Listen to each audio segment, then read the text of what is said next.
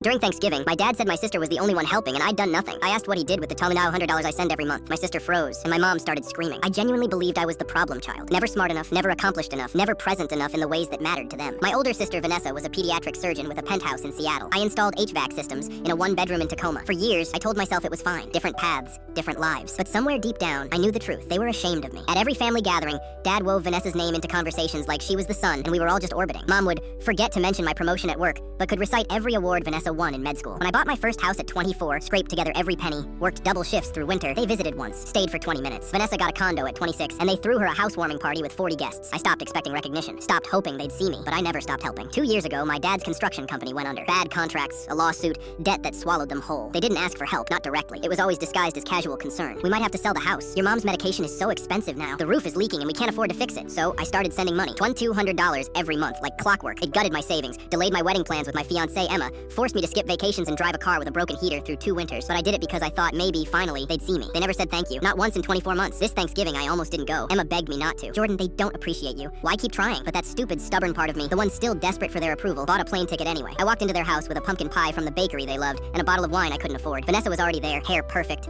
laughing with Dad about some hospital board drama. Mom hugged her 3 times before even noticing I'd arrived. "Oh, Jordan, you made it," she said, like I was an afterthought. Dinner was the usual performance. Vanessa talked about a complex surgery she'd performed on an infant. Dad hung on every word. Mom cried happy tears. I sat at the far end of the table, cutting my turkey into smaller and smaller pieces, trying to disappear. Then Dad stood up with his wine glass. "I just want to say," he started, voice thick with emotion, "how grateful we are for Vanessa. Without her, we'd have lost this house. She's been our angel." Everyone raised their glasses. Vanessa blushed, humble but glowing, and something inside me snapped. "What about the $200 I send every month?" I said. The room went silent. Not the comfortable kind, the kind where everyone stops breathing. Dad's glass froze midair. "What? The $1,200, I repeated, louder now. "Every month for 2 years. What did you do with it?" Vanessa's fork clattered against her plate. Her face went pale. Mom stood up, hands trembling. "Jordan, not now." "When then?" I said, standing too. "When were you planning to mention it?" "At my funeral." Dad's jaw tightened. That was just help. It wasn't what? Real? Enough? My voice cracked. "I've sent you $800 over 2 years. I skipped my honeymoon. I drove a car with a broken heater through winter. I ate ramen 4 nights a week, and you're toasting Vanessa like I'm invisible?" Vanessa finally spoke, voice small. "Jordan, I didn't know." "How much did you give them?" I asked. She looked down. I helped with the roof. $5,000. $5,000 once," I said. "I gave them $800 and you get the toast." Mom started crying, but not the kind of crying that says I'm sorry. The kind that says, "How dare you ruin this? You're being dramatic." Dad said, "We appreciate everything, but Vanessa